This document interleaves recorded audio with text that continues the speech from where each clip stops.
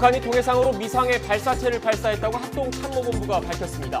지난달 30일 신형 반항공 미사일을 시험 발사하는 등 올해 들어 7번째 무력 시위에 나선 건데 청와대는 잠시 뒤 국가안전보장회의, NSC 상임위원회를 소집합니다.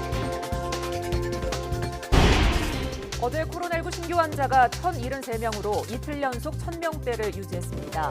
민주노총의 내일 총파업 강행으로 55만 명의 노동자가 참여할 것으로 예상되는 가운데 김부겸 총리는 단계적 일상 회복으로의 마지막 고비에서 이번 파업은 무책임한 행동이라며 철회를 촉구했습니다. 다음 달 18일 치러지는 대학 수학능력 시험에서 코로나19 확진 수험생들은 수능 2주 전에 지정된 장소에 입소하고 격리 대상 수험생들은 당일 별도 시험장에서 시험을 보게 됩니다. 다음 달 11일부터는 방역 조치를 위해서 전체 고등학교가 원격 수업으로 전환합니다. 내일 국회 국토교통위원회 국정감사에서도 이재명 경기지사가 출석해 대장동 의혹을 둘러싼 2차 공방전이 예상되는 가운데 유인태 전 사무총장이 대장동 의혹은 결국 특검으로 갈 수밖에 없다고 말했습니다. 국민의힘 대선 주자인 윤석열 전 총장은 부산에서, 홍준표 의원은 충청에서 표심을 공략합니다. 부동산 중개보수를 대폭 낮추는 이른바 반값 복비가 오늘부터 시행되고 있습니다. 매매 거래의 경우 9억 원 이상은 중개 수수료가 0.9%에서 최대 0.5%까지 내려가고 전세 거래도 6억 원 이상의 경우 최대 절반까지 줄어듭니다. 국제유가가 1배럴에 82.44달러로 7년 만에 최고 수준까지 올랐습니다. 겨울철 난방 수요가 증가하고 있는 데다 미국을 포함한 각국의 여행 제한 조치 해제 등으로 석유 수요는 더 증가할 것으로 보입니다. 시청자 여러분 안녕하십니까? 뉴스앤이슈 시작합니다. 네, 박사견 앵커의 휴가로 오늘은 제가 진행을 맡습니다. 네, 첫 소식입니다. 북한이 또 발사체를 쐈습니다. 합참은 북한이 오늘 오전 동해상으로 미상의 발사체를 쐈다고 발표했는데요. 지난달 말에 이어 22일 만에 무력 시위를 재개한 셈입니다. 취재기자 연결합니다. 이승윤 기자. 네, 국방부입니다. 네, 북한이 오늘은 어떤 발사체를 쐈는지 확인이 됐습니까? 네, 아직 구체적으로 확인되지 않았습니다. 합동참모본부는 오늘 오전 10시 20분쯤 국방부 출입 기자단에 북한이 동해상으로 미상의 발사체를 발사했다고만 밝혔습니다. 발사체의 재원이나 사거리 등 추가 정보에 대해서는 한미정보당국이 정밀 분석 중에 있습니다. 다만 통상 군 당국은 탄도미사일을 탐지하면 신속히 언론에 알리고 있기 때문에 탄도미사일일 가능성에 살짝 무게가 실리고 있습니다. 올해 들어 북한의 무력 시위는 이번이 8번째입니다. 지난달 9월 30일 신형 반항공 미사일을 발사한 지 22일 만이고요. 지난달 28일엔 북한이 탄도미사일과 순항미사일의 특성을 다 갖춘 신형 극초음속 미사일을 발사했습니다. 지난달 15일엔 열차에서 동해상으로 단거리 탄도미사일 2발을 발사했습니다. 조 바이든 미 대통령 취임 직후인 지난 1월 22일과 3월 21일 북한은 순항미사일을 발사한 데 이어 3월 25일엔 하강 단계에서 변칙 기동을 하는 신형 이스칸데르급으로 관측되는 단거리 탄도미사일을 함경남도 함주 일대에서 동해로 발사했습니다. 이어 지난달 13일엔 장거리 순항미사일을 시험 발사해 성공했다고 발표하기도 했습니다. 청와대는 북한 발사체와 관련해 오늘 오전 중에 NSC 상임위를 개최한다는 계획입니다. 우리 군은 추가 발사에 대비해 한미 간 긴밀한 공조하에 관련 동향을 면밀하게 감시하면서 대비태세를 유지하고 있습니다. 지금까지 국방부에서 YTN 이승윤입니다. 대장동 개발 특혜 의혹을 수사하고 있는 검찰이 오늘 천화동인 4호 실소유주죠. 남욱 변호사에 대한 구속영장을 청구할 것으로 보입니다. 이런 가운데 이미 구속된 유동규 전 성남도시개발공사 기획본부장의 석방 여부도 오늘 결론 날 예정입니다. 검찰 취재기자 연결합니다. 우철희 기자. 네, 서울중앙지방검찰청입니다. 네, 검찰이 이르면 오늘 남욱 변호사에 대한 구속영장을 청구한다고요? 네, 그렇습니다. 남욱 변호사 어제 새벽 인천국제공항으로 입국하자마자 체포가 됐죠. 형사소송법상 체포된 피의자를 구속하기 위해선 48시간 이내에 구속영장을 청구해야 하고요. 아니면 바로 풀어줘야 하는 만큼 검찰이 오늘 구속영장을 청구할 가능성 큽니다. 검찰은 어제 남 변호사를 상대로 밤 10시까지 강도 높은 조사를 했습니다. 대장동 개발 사업에서 했던 역할과 정영학 회계사가 제출한 녹취록에 나오는 화천대유 대주주 김만배 씨와의 정관계 로비 의혹 등을 집중적으로 따져 물은 것으로 보입니다. 검찰은 오늘은 오후부터 남 변호사에 대한 조사를 이어가면서 혐의 입증에 주력합니다. 남 변호사의 체포영장에는 뇌물 공여 약속과 특정 경제범죄 가중처벌법상 배임 등의 혐의가 적시된 것으로 알려졌습니다. 김만배 씨 등과 함께 유동규 전 성남도시개발공사 기획본부장에게 개발이익의 25% 또는 700억 원을 주기로 약속하는 대가로 사업자 선정과 초과이익 환수 조항 삭제 등의 특혜를 받아 성남시에 막대한 손해를 끼치는 데 적극 가담했다는 겁니다. 남 변호사는 언론 인터뷰를 통해 2015년 이후 대장동 사업에서 완전히 배제됐고 대장동 토지 수용 때 협조한 것 말고는 맡은 역할이 없다는 취지로 책임을 떠넘겼습니다. 또 천화동인 1호 실소유주로 일컬어지는 이른바 그분과 관련해서는 자신이 알고 있는 한 이재명 경기지사와는 관계가 없다고 주장하기도 했습니다. 검찰의 남 변호사에 대한 구속영장 청구는 대장동 의혹 수사의 큰 변곡점이 될 것으로 보입니다. 이미 김만배 씨에 대해 청구했던 구속영장이 사실상 혐의 입증에 실패하면서 기각됐기 때문에 남 변호사에 대한 영장마저 기각되면 수사 동력이 떨어질 우려가 다분합니다. 검찰은 남 변호사 구속을 통해 신병을 확보한 뒤에 김만배 씨 혐의 입증에도 주력하면서 이후 김 씨에 대한 구속영장도 다시 청구할 방침입니다. 네, 우철희 기자. 그리고 또 다른 핵심 인물 가운데 한 명이죠. 유동규 전 본부장의 석방 여부도 오늘 결론이 나죠? 네, 그렇습니다. 유동규 전 본부장이 신청한 구속 적부심 오늘 열립니다. 오후 2시 10분 서울중앙지방법원입니다. 구속 적부심은 구속된 피의자가 자신에 대한 인신구속이 적법한지 따져달라고 법원에 다시 판단을 구하는 절차인데요. 지난 1일에 체포된 이후 구속영장이 발부된 유 전 본부장은 한 차례 기한이 연장됐고요. 내일이면 형사소송법이 정한 20일의 기한이 만료돼서 재판에 넘겨져야 합니다. 유 전 본부장은 김만배 씨 등으로부터 뇌물을 받거나 받기로 약속하고 화천대유 측에 특혜를 줘서 결과적으로 성남시에 막대한 손해를 끼친 혐의를 받고 있습니다. 유 전 본부장 변호인 측은 구속영장 범죄 사실에 나오는 뇌물을 받은 적이 없고 사업자 선정 당시 조작이나 초과이익 환수 조항 삭제 등의 배임 행위도 없었다고 주장했습니다. 또 검찰의 소명이 부족하다면서 도주와 증거인멸 우려도 구속 이후 수사협조로 사실상 사라졌다고 석방의 필요성을 강조했습니다. 뇌물을 주거나 주기로 약속했다는 김만배 씨의 구속영장이 기각된 만큼 다시 한번 법원의 판단을 받아보겠다는 의도로 풀이가 됩니다. 법원은 유 전 본부장을 직접 신문해서 이르면 오늘 안에 석방 여부를 결정할 것으로 보입니다. 네, 한편 검찰이 문화재청에 대해서도 압수수색을 한 사실이 뒤늦게 알려졌다고요.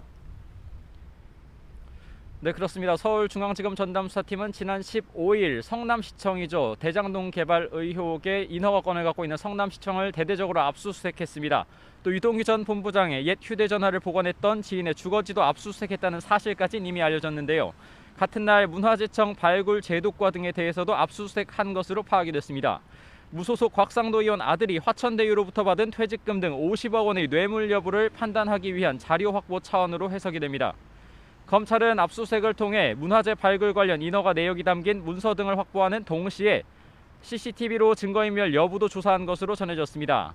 앞서 곽 의원 아들은 대장동 개발 사업 부지에서 발견된 문화재로 인한 공사 지연을 해소한 공을 인정받아 퇴직금 50억 원을 받은 것이라고 주장했습니다. 하지만 검찰은 과거 문화재청 소관 상임위에 속했던 곽 의원이 외압을 행사해서 화천대유 측의 문화재 발굴과 관련한 편의를 봐주는 대가로 아들에게 거액의 퇴직금이 건네진 것으로 의심하고 있습니다. 압수수색으로 확보한 증거 분석을 마치는 대로 곽 의원 부자에 대한 소환 시점을 조율할 것으로 전망됩니다. 이와 함께 검찰은 지난 15일과 어제에 이어 오늘도 수사관을 보내서 성남시청 정보통신과에 대한 추가 압수수색을 벌이고 있습니다. 대장동 개발사업 인허가 과정에서 직원들이 주고받은 전자메일 확보에 주력하고 있는 것으로 전해진 가운데 오늘도 시장실과 비서실은 압수수색 대상에서 제외됐습니다. 지금까지 서울중앙지방검찰청에서 YTN 우철입니다. 네, 조금 전 방역당국의 코로나19 관련 브리핑이 시작됐습니다. 현장으로 가보겠습니다. 인천이 8명으로 수도권이 좀 많은 상황이고요. 그 외에도 충북에 4명, 대전 3명, 또 이를 포함해서 현재 총 2,627명이 재택치료를 받고 있습니다. 이제까지 또 접종 상황을 좀 보겠습니다. 예방접종 1차 접종률은 전 국민이 지금 78.8%로 80%를 육박하고 있고요. 2차까지 접종하신 분은 지금 65.9%입니다. 또 예방접종 받은 인구가 점점 늘어나면서 그 감염 전파가 좀 차단되고 있고요. 또 위중증화, 또 사망률 이런 것들을 좀 낮추고 있으면서 예방 효과가 나타나고 있습니다. 지금 현재 4월 3일부터 9월 11일까지 그 확진자가 16만 8천 명에 대해서 그 접종자와 미접종자들 간의 연령을 표준화해서 분석을 해봤더니 예방 접종을 받지 않은 확진자가 접종 완료자에 비해서 중증 환자 발생과 사망이 서너 배 정도 높게 나왔습니다. 중증화율의 경우도 보면 미접종자는 2.57%인데 반해서 접종 완료자는 0.6 정도에 불과해서 미접종자와 접종 완료자의 그 치명률이 각각 0.41 그리고 0.18입니다. 그러니까 접종의 효과가 현저하게 좀 보이고 있는 것을 확인할 수가 있습니다. 단계적 일상 회복은 총 확진자보다는 중증 환자와 사망자 수를 줄이고 또 관리하는 그런 체계로 갈 것입니다. 중증화의 사망률을 줄이기 위한 최선의 수단은 예방접종입니다. 어제부터 16세, 17세 소아청소년과 임신부에 대한 예방접종이 실시되고 있습니다. 12세에서 15세 소아청소년 사전 예약도 18일부터 시작됩니다. 본인의 이제 시작되었습니다. 본인의 이제 건강과 가족의 안전, 그리고 우리 사회 모두를 위해서 반드시 예방접종에 참여해 주실 것을 다시 한번 당부드리겠습니다. 오늘 중대본회의에서는 해외 예방접종 완료자에 대해서 그 발급 대상 확대 계획에 대해서 논의를 했습니다. 지난 10월 7일부터 해외에서 예방접종을 완료하신 분들이 입국했을 때 격리 면제서를 발급받은 사람에 대해서 해외 접종력을 인정을 하기로 했고요. 확인서를 발급하고 있습니다. 또 이에 대한 후속 조치로서 정부는 외국에서 접종을 완료하고 또 격리 면제서 없이 입국을 하는 내국인에 대해서도 접종 이력을 확인한 다음에 확인서를 발급하는 방안을 마련을 했습니다. 또 10월 20일부터는 해외에서 예방접종을 받고 또 격리 면제서 없이 입국한 우리 국민들도 국내 접종 완료자들과 동일하게 접종 증명도 가능합니다. 또한 접촉자 격리 때 자가격리 제외나 사적 모임과 같은 이용 제한의 예외 등 각종 인센티브도 동일하게 적용받을 수가 있습니다. 또 절차적으로 보면 보건소를 방문하셔서 예방접종을 증명하는 서류를 제출하시면 해외 각국의 증명서 견본 파일과 저희들이 비교를 해가지고 확인한 다음에 국내 예방접종 시스템에 접종 이력을 등록을 하게 됩니다. 따라서 10월 20일부터는 종이로 된 확인 증명서 또는 우리 쿠브라고 하죠. 예방접종 그 이력 확인이 이걸로도 가능합니다. 또 국내 접종자와 또 동일하게 사회적 거리두기, 방역수칙 적용을 받으실 수가 있습니다. 다만 해외 예방접종에 대한 그 증명서류를 위변조하거나 허위로 제출한 경우에는 형사처벌될 수 있습니다. 따라서 과태료도 10만 원이 부과될 것입니다. 그동안 좀 해외 입국하신 분 불편했던 거 해소될 수 있도록 하겠습니다. 이제 앞으로는 새로운 거리두기 조치가 이제 어제부터 됐죠. 2주간 시행됐습니다. 앞으로 2주간 예방접종률이 계속 증가할 것이고 또 방역 상황이 안정적으로 관리된다면 11월부터는 단계적인 일상 회복을 위한 방역 체계로 전환이 가능해집니다. 정부에서는 안정적인 그 전환을 위해서 충분한 의견 수렴과 공론화를 거치고 있고 또 준비에 만전을 기하고 있습니다.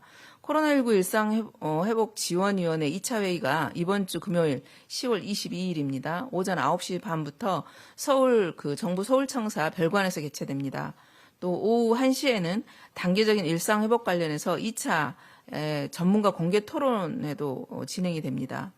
또 앞으로 이제 국민 여러분들의 다양한 의견 수렴을 위해서 그 공청회라든지 이런 방식도 진행할 예정입니다. 방역 그런 상황들이 계속 안정적으로 관리되고 11월 단계적 일상회복 전환에 차질이 없도록 국민들께서도 함께 참여해 주시고 협조해 주시기를 당부드리겠습니다. 지금 사적 모임이 좀 완화되면서 유행이 재확산될 위험이 여전히 존재합니다. 거리두기 완화가 진행이 되면 또 혹시 방역 완화로 이어질까봐 또 긴장이 해소될까봐 걱정이 많이 됩니다만 마스크 착용 이런 각종 기본 방역 수칙은 철저하게 준수해 주시기를 다시 한번 당부드리겠습니다. 정부에서도 방역과 의료 대응 또 예방접종에 총력을 다하고 일상 회복을 위한 준비도 면밀하게 준비하도록 하겠습니다. 감사합니다. 네, 네, 지금부터 질의. 네, 지금까지 중앙재난안전대책본부 브리핑 전해드렸습니다. 바로 이어서 전반적인 코로나19 상황 정리해드리겠습니다. 네, 코로나19 신규 확진자 이틀 연속 1,100명 아래로 줄었습니다. 백신 접종률이 올라가면서 4차 대유행의 확산세가 꺾인 모양새지만 1,000명 이상의 확진자가 석 달 넘게 계속돼 아직 안심하기엔 이른 상황입니다.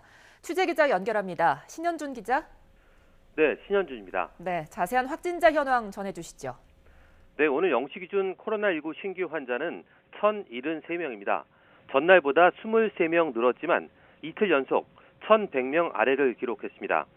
또 확진자 1,073명은 4차 대유행이 시작한 지난 7월 7일 이후 두 번째로 적은 확진자입니다. 방역당국은 백신 접종률이 높아지면서 유행 규모도 점진적 감소세를 나타낸다고 진단했습니다.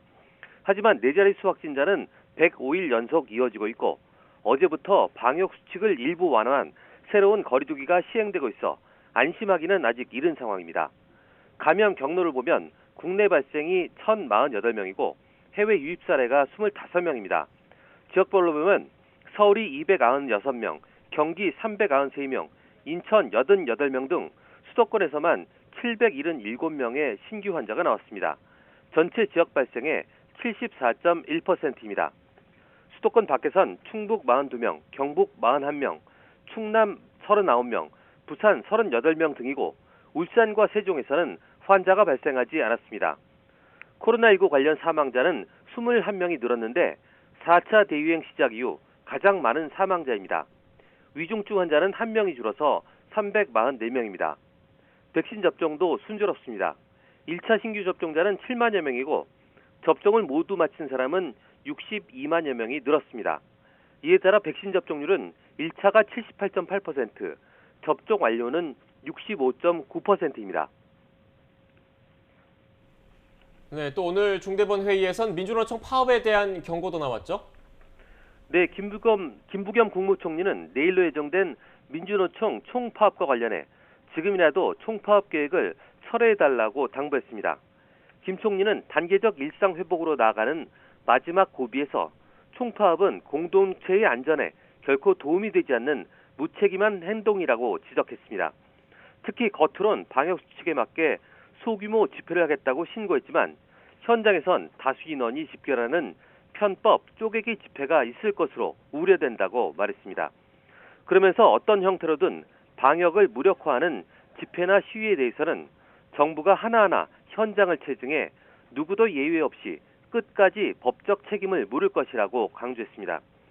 코로나19 상황에 대해서는 이번 주말쯤 백신 접종 완료율이 전 국민의 70%를 넘어설 것으로 보인다며 최근 확진자 규모도 소폭이나마 줄고 있어 희망적이라고 진단했습니다.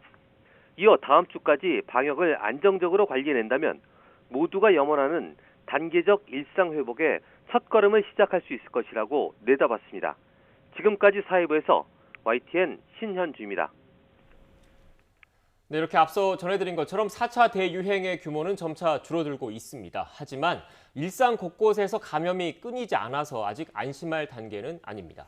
최근 서울 동대문 종합시장에서 발생한 집단 감염이 계속 확산하면서 찾아가는 선별진료소 앞엔 이른 아침부터 긴 대기줄이 만들어졌습니다. 현장에 나가 있는 취재기자 연결합니다. 엄윤주 기자. 네, 서울 종로구 흥인지문 옆에 설치된 선별진료소에 나와 있습니다. 네, 동대문 종합시장에서 집단 감염이 발생하면서 선별진료소도 설치됐다고 하는데요. 현장 상황 어떻습니까? 네, 우선 집단 감염이 발생한 곳은 제가 나와 있는 곳 맞은편에 있는 서울 동대문 종합시장입니다. 감염이 번지면서 이 주변에 선별진료소를 설치를 했는데요. 이 한때 대기줄은 흥인지문을 감싸고 돌 정도였는데 지금도 검사를 받으려는 사람들의 발길이 끊이지 않고 있습니다. 서울 동대문 종합시장에서는 지난 6일 시장 종사자가 처음으로 확진 판정을 받은 뒤 지자체 집계 결과 지금까지 84명이 양성 판정을 받았습니다. 감염이 계속 번지면서 종로구는 지난 16일부터 찾아가는 선별진료소를 설치했는데 어제 하루에만 350명이 검사를 받았습니다. 방역당국은 지난 3일부터 17일까지 시장을 방문한 이용객들은 진단검사를 받아달라며 긴급 안전문자를 발송하기도 했는데요. 동대문 종합시장은 옷이나 원단, 부자재 등을 판매하는 도매시장인데 A에서 D 등 모두 6개 동으로 이뤄져 있습니다. 확진자들은 6개 동 모두에서 나왔는데 이 가운데 B동이 절반 이상을 차지한 것으로 파악됐습니다. 역학조사 결과 종사자들이 근무하며 식사와 회의 등을 함께 했고 창고에서 오랜 시간 일하면서 감염이 전파된 것으로 추정됩니다. 앞서 서울에서는 송파 가락 농수산물시장과 마포 농수산물시장, 중부시장 등 주요 시장에서 한 차례씩 집단 감염이 터져 나왔는데요. 그간 발생한 시장 밖 집단 감염의 경우 도매나 하역 업무 종사자가 시장 내 밀집된 여러 업소를 방문하면서 규모를 불리는 패턴을 반복했습니다. 여기에 단기 일용직 노동자가 많아서 명단 관리도 어려워 한 번 집단 감염이 발생하면 역학조사에 난항을 겪을 수밖에 없습니다. 이 때문에 방역당국은 감염 감소세를 보이는 지금 동대문 종합시장 발 감염이 또 다른 변수가 될까 예의주시하고 있습니다. 네, 엄현주 기자. 다음 달 초 단계적 일상 회복을 앞두고 있지 않습니까? 그런데 수도권의 다른 집단 감염 사례는 끊이지 않고 있는 것 같습니다. 네, 그렇습니다. 어제부터 사적 모임 최대 8명까지 허용하는 새로운 거리 두기가 시행되는 등 다음 달 예정된 단계적 일상 회복으로의 전환 준비는 차근차근 진행되고 있습니다. 하지만 수도권 내 집단 감염은 여전히 속출하고 있어서 안심하기에는 이른 상황입니다. 이미 한 차례 집단 감염이 발생했던 서울 강남구에 있는 실내체육시설에선 석 달 만에 또다시 확진자가 나와 비상입니다. 지난 13일 이용자 1명이 감염됐는데 지금까지 15명이 양성 판정을 받았습니다. 또 서울 성북구에 있는 극단에서 지난 15일 종사자의 지인이 처음 양성 판정을 받은 뒤 13명이 추가로 확진됐습니다. 현재까지 공연을 본 관객 가운데 확진 판정을 받은 사람은 없는 것으로 알려졌습니다. 경기도 과천에 있는 오피스텔 건설 현장에서도 집단 감염이 발생했는데요. 정부 지침에 따라 전수조사를 했는데 배관 공정 업무를 맡은 하청업체에서 외국인 노동자들을 중심으로 확진자가 지금까지 42명 나왔습니다. 역학조사에서 이들은 숙소에서 함께 머무르고 차량도 같이 타면서 감염이 번진 것으로 추정됩니다.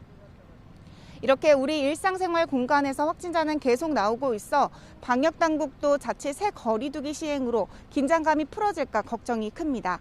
모두가 되찾고 싶은 일상 회복을 위해 방역수칙 준수와 개인 위생 관리에 더욱 신경 써주시길 바랍니다.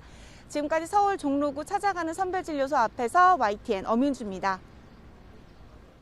네, 수도권 상황 전해드렸는데요. 비수도권에선 이틀 연속 200명대 확진자가 나왔습니다. 3, 40명씩 환자가 나온 곳도 있지만 추가 확진 사례가 없는 곳도 있었습니다. 취재기자 연결합니다. 김종호 기자. 네, 전국구입니다. 네, 오늘 비수도권 가운데 확진자가 많이 나온 지역은 어디입니까? 네, 42명이 추가된 충북이 비수도권 가운데 어제 코로나19 환자가 가장 많이 확인된 곳입니다. 학원과 학교 관련 감염자가 많았습니다. 최근 환자가 증가하면서 충북 지역 일부 지자체는 어제부터 사회적 거리두기 4단계에 들어갔는데요. 청주시와 진천군, 음성군입니다. 충남에서는 39명이 나왔습니다.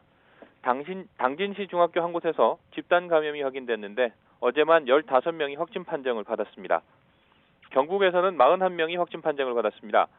영주시에서만 20명이 추가됐는데 18명이 중학교 한 곳에서 나왔습니다. 지난 17일에 학생 1명이 확진 판정을 받아 전수검사를 진행한 결과 어제 교사 1명과 학생 17명이 추가 확진 판정을 받았습니다. 부산에서는 38명이 추가 확진 판정을 받았는데 부산 진구 감성주점 집단 관련 환자가 3명 늘어 누적 33명이 됐습니다. 어제 비수도권에서 확인된 코로나19 환자는 256명으로 전체 국내 발생 사례의 24.4%를 차지했습니다.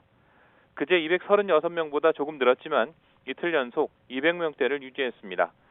앞서 말씀드린 충북과 충남, 경북과 부산에서는 3, 40명씩 환자가 나왔지만 강원과 광주, 제주에서는 한 자릿수 환자가 나왔고 울산과 세종에서는 추가 환자가 없었습니다. 지금까지 전국부에서 YTN 김종호입니다.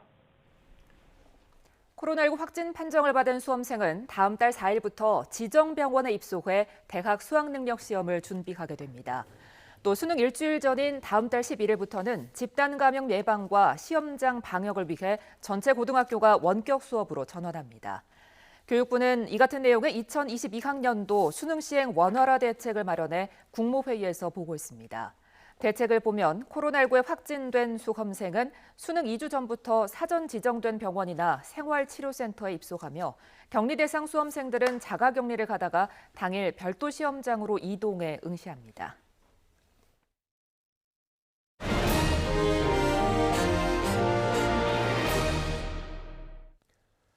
민주당 이재명 대선 후보가 출석한 경기도 국정감사 1차전 어제 마무리됐죠. 민주당은 억지 공격만 가득한 맹탕 국감이었다. 국민의힘은 이 후보의 궤변 대행진이었다. 이렇게 서로 정반대의 평가를 내렸습니다. 이와 함께 국민의힘 김용판 의원이 이재명 후보의 조폭 연루설을 제기하면서 제시한 사진의 진위를 놓고 파문이 이어지고 있습니다. 국회 취재기자 연결합니다. 송재인 기자. 네, 국회입니다. 네, 예상대로 여야는 이재명 국감에 대한 평가 엇갈리게 내놓은 것 같습니다. 네, 그렇습니다. 먼저 민주당은 어제 이재명 후보가 출석한 경기도 국정감사 1차전이 이 후보의 완승으로 끝났다고 보고 있습니다. 대장동 의혹을 둘러싸고 국민의힘이 억지 주장으로 정치 공세만 벌였지만 이 후보는 충실히 답변하며 소명했다는 겁니다. 윤호중 원내대표의 발언 들어보겠습니다. 하나마나한 질의로 변죽만 울리는 맹탕 국감을 만들었습니다. 대장동 개발 의혹은 국민의힘 게이트다라고 하는 것을 다시 한번 확인한 국정감사였습니다. 반면 국민의힘은 이 후보가 적반하장식 궤변 대행진을 벌였다며 국민을 우습게 보는 태도였다고 맹비난했습니다.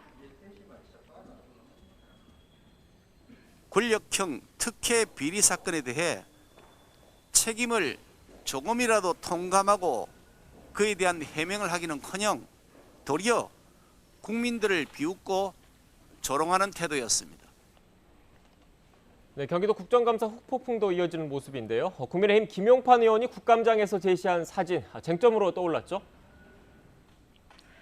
네, 국민의힘 김용판 의원은 어제 국감에서 이재명 후보가 조직폭력배에게 20억 원을 받았다며 유착 의혹을 제기했습니다. 증거로 조직원의 자필 진술서와 1억과 5천만 원 상당의 현금 다발 사진을 띄웠는데 이 사진의 진위를 두고 논란이 불거졌습니다. 이 조직원이 지난 2018년 자신의 SNS에 사채업과 렌터카를 해서 번 돈이라며 해당 사진들을 올렸기 때문입니다. 조직원 측 변호사는 YTN과의 통화에서 오늘 오전 이 조직폭력배가 수감된 구치소에서 직접 접견을 통해 사실관계를 확인하겠다고 밝혔습니다. 다만 변호사조차 조직원이 과거 이 후보에게 돈을 건네며 사진을 찍어뒀다가 이후에도 갖고 있었을 순 있겠지만 SNS에 사진을 올린 시점은 이재명 후보가 시장이 아닌 지사 시절인 지난 2018년이라면서 당혹스러움을 감추지 못했습니다. 국민의힘은 우선 조직원의 제보에 힘을 실었지만 민주당은 김용판 의원에 대한 윤리위 제소까지 예고하며 강경 대응에 나섰습니다. 들어보겠습니다. 진술서의 진실성에 대해서는 의심하기 어렵다. 함부로 의심할 수 없다. 상당 부분 진실일 것이다. 그렇게 추정합니다. 조폭 범죄자의 진술을 국감장에 가져와서 면책 특권에 기대 아무 말이나 던진 김용판 의원은 국민의힘의 현재 수준을 정확히 보여주고 있습니다.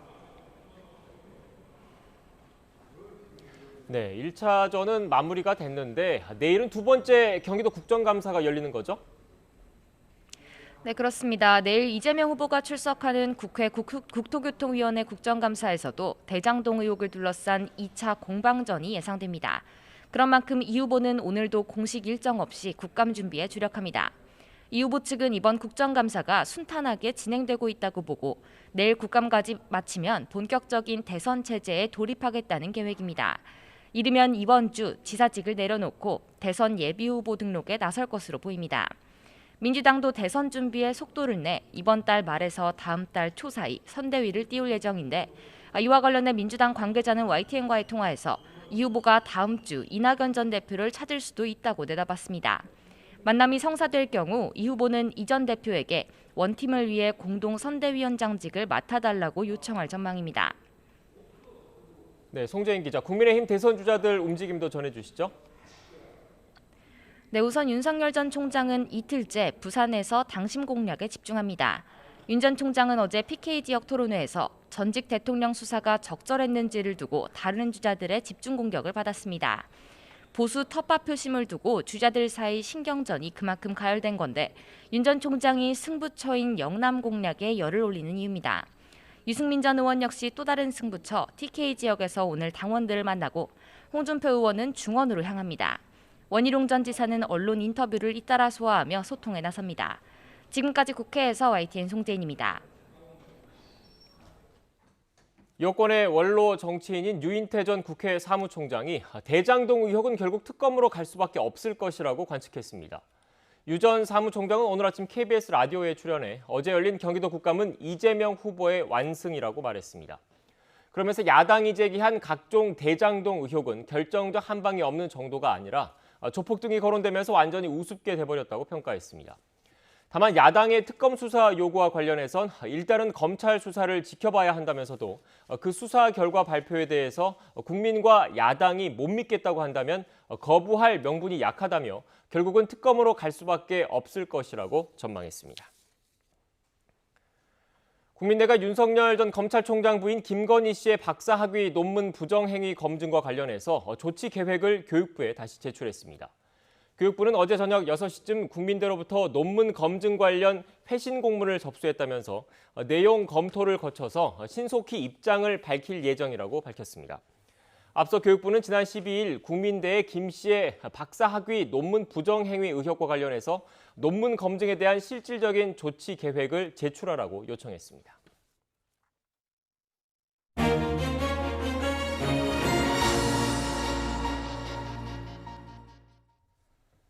오늘부터 부동산 중개 수수료가 반값으로 줄어듭니다. 거래 가격에 따라서 얼마나 낮아지는지, 또 바뀐 중개 수수료가 실제 현장에선 어떻게 적용될지 이번 개편안의 핵심 내용부터 살펴보겠습니다.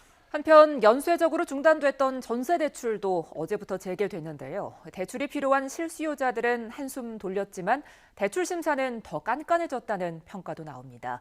권대중 명지대 부동산학과 교수와 함께 관련 내용 살펴봅니다. 안녕하십니까? 안녕하세요. 네, 안녕하세요. 네.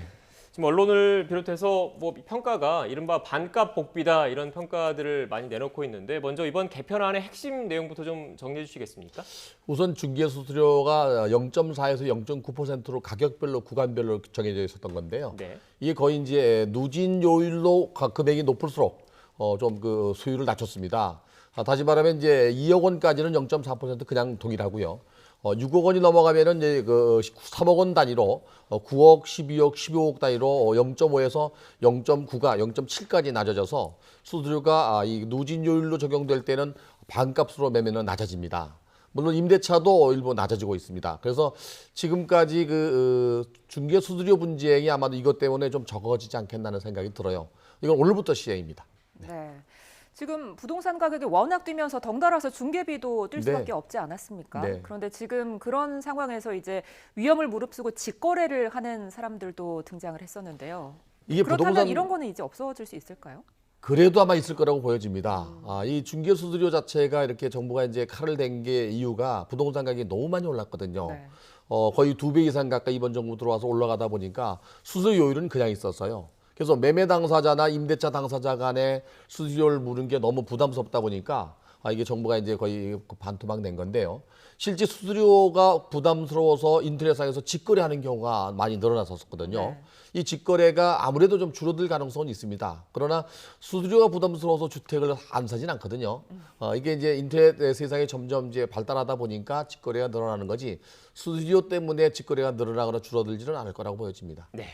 결국 지금 집값이 많이 올라서 그 부동산 중개 수수료에 대한 부담이 커지고 여기에 대한 일반 실수요자들의 또 불만도 거세지니까 정부가 이렇게 나섰다라고 해석을 할 수 있을 네. 것 같은데 지금 시청자 여러분께서 가장 궁금한 건 그렇다면 일반적으로 매매 그리고 일반적으로 전세 가격 그 거래를 할 때 얼마나 그 가격 할인이 되는지가 좀 궁금할 거거든요. 관련된 그래픽이 있는데 그래픽을 좀 띄워주시겠습니까? 일단 지금 한번 설명을 해주시죠. 지금 10억짜리 아파트를 매매할 경우는요. 지금 현재 오늘부터 말고 어제까지 적용됐던 게 0.9%라서 900만 원 수수료를 냅니다. 물론 매매 당사자 양쪽 다 내야 됩니다. 근데 이것이 이제 그 0.5로 줄어듭니다. 그래서 500만 원으로 거의 반토막 나죠. 임대차 같은 경우도 만약에 8억짜리 전세를 얻게 되면은요, 현행은 그 640만 원, 0.5%입니다. 0.8%죠. 이것이 0.4%로 줄어서 320만 원 줄어듭니다. 그래서 구간이 6억이 넘는 경우에는 요율이 좀 많이 낮아지고요. 그 이하는 뭐 큰 차이가 없습니다. 네. 특히 이제 최고 그 요율이 0.9%였는데요. 지금 0.7%가 최고치입니다. 네, 지금 이번 정부 개편안의 의미를 다시 한번 좀 짚어봐야 할 것 같은데 앞서 요율과 관련된 그래픽을 다시 한번 좀 띄워주시겠습니까?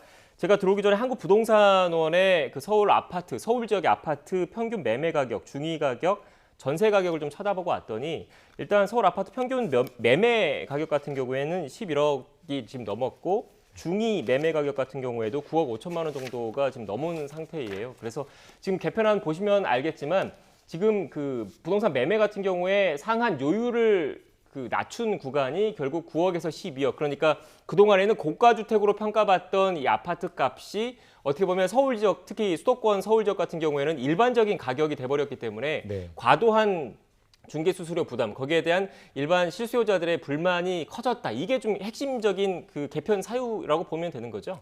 그렇습니다. 이번 정부 들어와서 2017년도 5월부터 지난달 말까지 한국부동산원에서 발표한 중위권 평균 가격의 상승률을 보면은요, 서울이 평균 80.6% 올랐는데 가장 많이 오른 지역이 성동구로 167.6% 올랐습니다.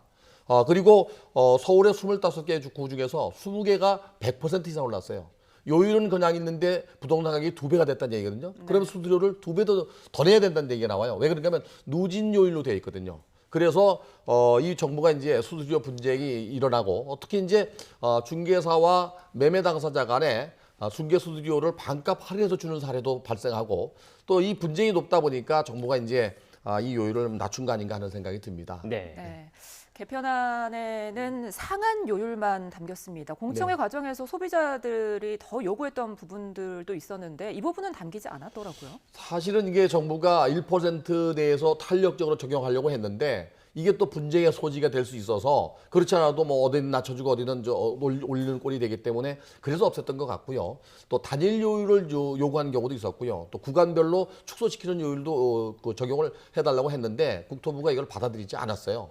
왜 그런가 하면 부동산 가격이 높을수록 요율이 높아집니다. 0.5에서 0.6, 0.7 이렇게 높아지는데 부동산 가격을 안정화시키기 위해서 아마 그런 거 아닌가. 그러니까 부동산 가격이 높을수록 부담률이 높아지는 거죠. 수수료 부담률도. 그래서 아마 이거를 구간별로 누진 요율을 적용한 것 같습니다. 네. 지금 저희가 계속 상한 요율이다, 상한 요율이다 이렇게 말씀을 드리고 있는데 결국 이거는 그 법적으로 그 최대한 받을 수 있는 금액인 거지 않습니까? 그렇죠. 그 이하로 받으라는 얘기입니다. 네. 예를 들어 0.7, 0.6이라면 그걸 그대로 받으라는 게 아니고 그 이하로 받으라는 거니까 낮게 받거나 안 받는 것도 괜찮습니다. 네. 중개 수수료는 중개사의 마음이기 때문에 금액별로 15억이 넘는 경우 0.7이거든요. 그럼 0.7을 0.6, 0.5로 받아도 관계는 없습니다. 상한 요율을 캡을 정해놓은 겁니다. 그 이상 받지 못하도록. 네. 그런데 또 시청자 여러분들이 궁금할 수 있을 것 같아서 질문을 드리면 저희가 뭐 집을 계약한다거나 하면 뭐 매매 당사자들 간에 그런 계약서가 있고 그 뒤에 보면 뭐 중개 물건이 제대로 뭐 정상적으로 하자는 없는지 이런 게 좀 붙어 있고 맨 마지막 페이지 정도에 중개 수수료율과 관련된 내용이 있더라고요. 그런데 계약을 실제로 하기 전에 미리 그 중개사분들과 지금 상한 내에서 어느 정도 협의를 좀 미리 해놓고 가야 나중에 실제로 도장 찍을 때 분쟁이라든지 갈등의 소지가 좀 없을 것 같은데 어떻습니까? 이번에 그 시행되는 내용에는요, 사전 고지 의무가 있습니다. 네. 그렇지 않아도 이제 그 매매나 임대일 경우는 중개사가 대충 수수료가 얼마 나온다고 이야기를 해야 되는데 거의 안 하고 있거든요. 그래서 이건 의무적으로 수수료가 얼마 나올 수도 있다고 하는 것을 고지하게 되는데 이 고지 의무를 어기면 처벌을 받게 돼 있습니다.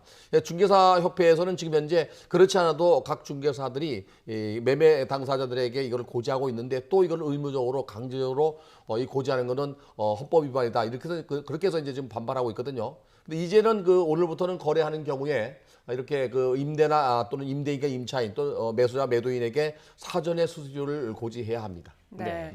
지금 당장 현장의 부동산 중개인들의 반발이 큰 상황인데요. 향후에 어떤 이 혼란을 좀 줄일 수 있는, 분쟁을 줄일 수 있는 방안이 있을까요? 지금 현재로서는 뭐 스스로가 또 할인해서도 좋기 때문에 중개협회에서는 뭐 사전에 그 협의를 안 했다, 또 한 것이 반영되지 않았다고 얘기하는데 당장은 뭐 정부가 이렇게 그 시행하는 것에 대해서 따라갈 수밖에 없습니다.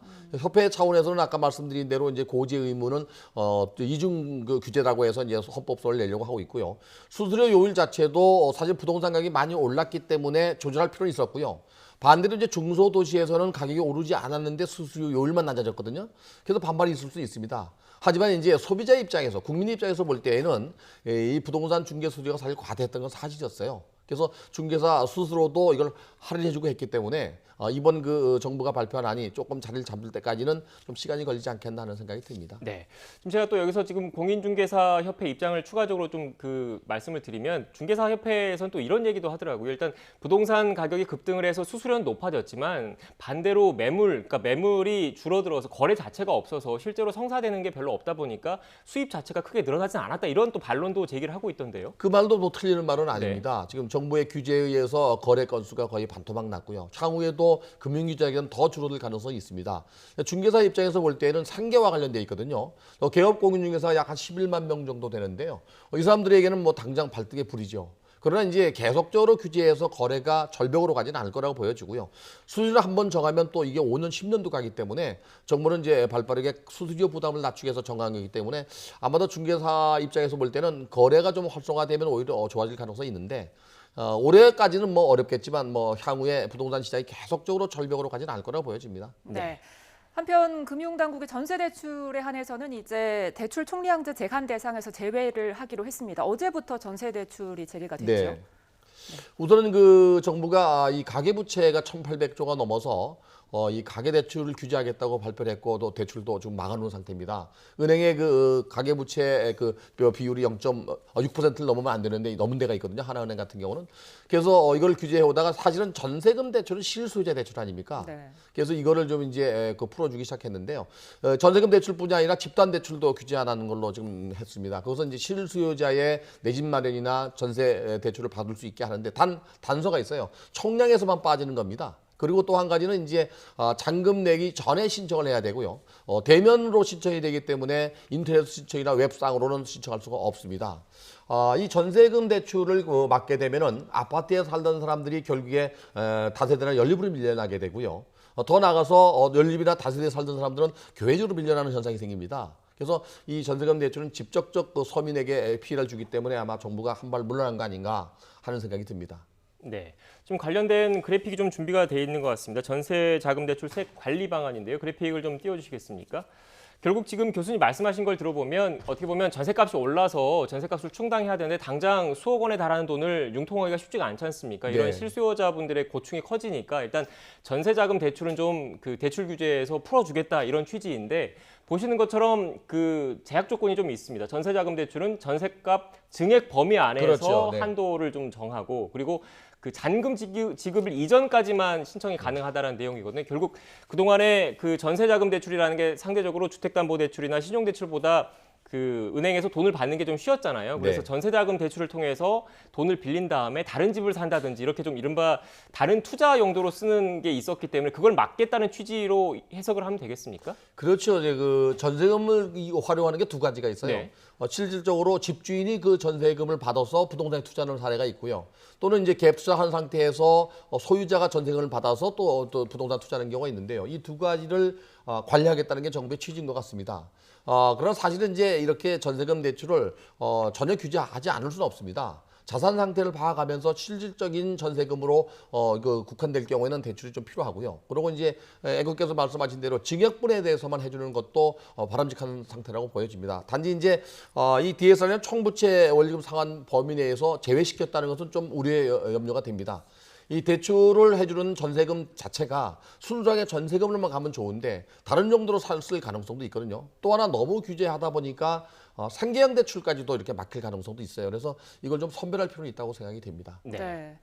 조만간 가계부채 관리 방안도 발표하겠다고 했고요. 또 제2금융권에 대한 대출 규제도 강화될 것 같습니다. 이 밖에도 또 어떤 또 조치가 예상이 될까요? 우선은 그 제1금융권의 전세금 대출을 맡게 되면 제2금융권으로 가거든요. 네. 또 제2금융권이 또 맡기게 되면 4차 시장까지도 갈 수 있기 때문에 실질적인 실소유자는 규제의 범위를 좀 더 이렇게 확대해서 보호할 필요가 있고요. 아마도 21일 날 국무회의가 있으니까 22일쯤 발표할 걸로 예상이 되는데요. 이거 외에도 뭐 전세금 대출 규제는 지금 정부가 발표한 것보다는 조금 더 강도 높게 실소유자 중심으로 할 것 같습니다. 그러면서 DSR을 조기에 시행할 가능성이 높습니다. 네.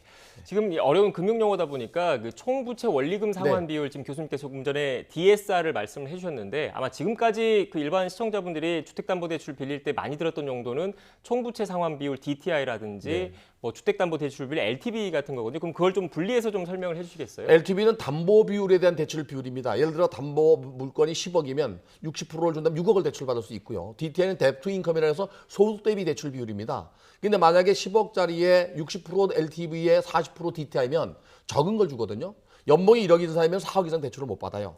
담보 비율은 60% 하더라도 요걸 적용했는데 앞으로 이제 원리금 그 상환 비율은 뭐냐면 총 부채에서 감당해낼 수 있는 거를 총액으로 나누는 겁니다.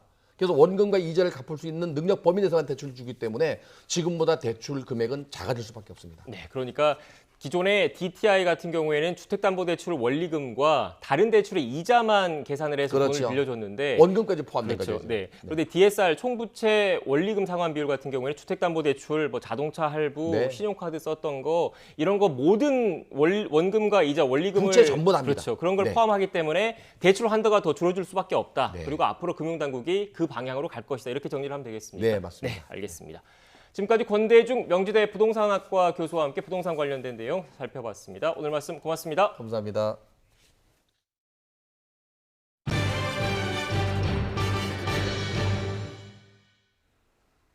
네, 기름값이 7년 만에 최고 수준으로 올랐습니다. 현지 시간 18일 뉴욕 상업거래소에서 11월물 서부 텍사스산 원유 가격은 전장보다 0.2% 오른 82.44달러에 거래를 마감했습니다. 2014년 10월 21일 이후 7년 만에 최고치를 기록한 겁니다. 12월물 브렌트유도 장중 한때 86.04달러대까지 올랐다가 이후 하락했습니다. 석탄이나 천연가스 등의 가격 상승이 유가 급등세로 이어진 가운데 겨울을 앞둔 난방 수요 증가와 미국 정부의 여행 제한 조치를 해제 기대로 유가 상승에 힘이 실렸습니다. 오늘 새벽 1시 10분쯤 강원도 횡성군 횡성읍 학곡리에 있는 생활쓰레기 매립장에서 불이 났습니다. 불이 난 매립장은 직원이 상주하지 않는 곳으로 3시간 반 뒤인 새벽 4시 40분쯤 신고를 받은 119 소방대가 출동했지만 쌓인 쓰레기가 많아 아직 불을 끄지 못하고 있습니다. 현재 소방대원과 군청 직원 등 인력 170여 명과 중장비 30여 대가 투입됐으며 적재된 폐기물 3,000톤 가운데 약 1,500톤이 불에 탄 것으로 추정하고 있습니다. 서울에 있는 회사 사무실에서 생수병에 담긴 물을 마신 남녀 직원 2명이 의식을 잃고 쓰러져 경찰이 수사에 나섰습니다. 서울 서초경찰서는 어제 오후 2시쯤 서울 양재동에 있는 사무실에서 이 같은 내용의 신고를 받아 수사하고 있다고 밝혔습니다. 같은 회사 직원인 이들은 사무실 책상 위에 있던 생수를 마신 후 물맛이 이상하다는 말을 한 뒤 의식을 잃고 쓰러졌고 남성 직원은 아직도 의식을 회복하지 못해 중환자실에 입원해 있는 것으로 알려졌습니다.